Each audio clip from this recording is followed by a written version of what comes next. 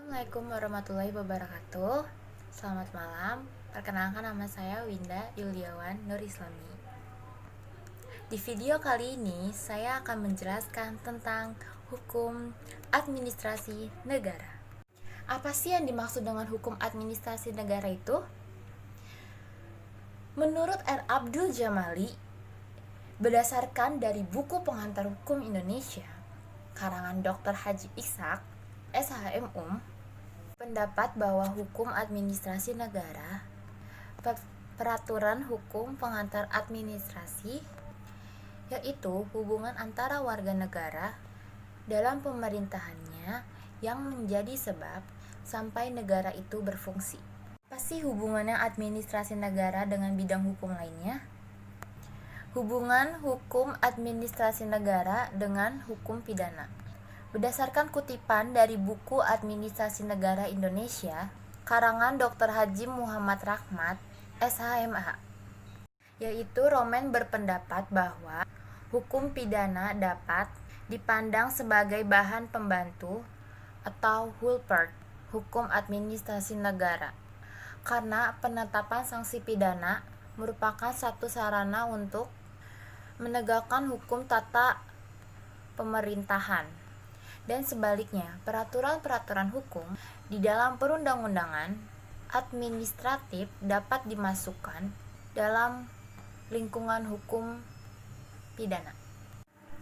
Adapun asas-asas hukum administrasi negara yang dikemukakan oleh Panitia Ahli Badan Pembinaan Hukum Nasional Departemen Kehakiman yang dikutip oleh Victor Simotorong dari buku Hukum Administrasi Negara Indonesia oleh Dr. Haji Ishak SHM adalah sebagai berikut. 1. Asas ketertiban hukum dan kepastian hukum. 2. Asas perencanaan. 3. Asas kesejahteraan antara hukum tata negara dan hukum administrasi negara. 4.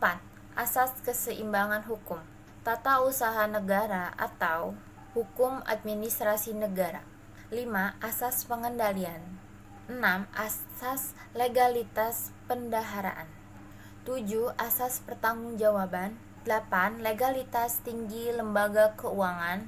9. Hak budget. 10. Asas pertimbangan anggaran. 11. Asas tanggung jawab penjabat. 12. Asas hierarki tanggung jawab.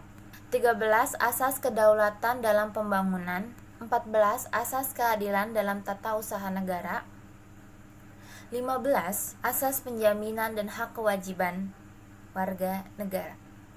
Bagaimana cara memperoleh wewenang pemerintahan oleh penjabat administrasi negara dapat dilalui melalui menurut Bahsan Mustafa yang dikutip dari buku Penghantar Hukum Indonesia dari karangan Dr. Haji Ishak SHM bahwa penyerahan atau pelimpahan kekuasaan wewenang membuat undang-undang dari badan pembuat undang-undang kepada badan-badan administrasi negara disebut delegasi perundang-undangan atau delegatif panwegesi. Pelimpahan wewenang ini telah disebutkan dalam pasal 22 ayat 1 Undang-Undang Dasar 1945 yang berbunyi, dalam hal iktual kepentingan yang memaksa, Presiden berhak menetapkan peraturan pemerintahan sebagai pengganti undang-undang. Nah, teman-teman, segini dulu ya video yang saya sampaikan.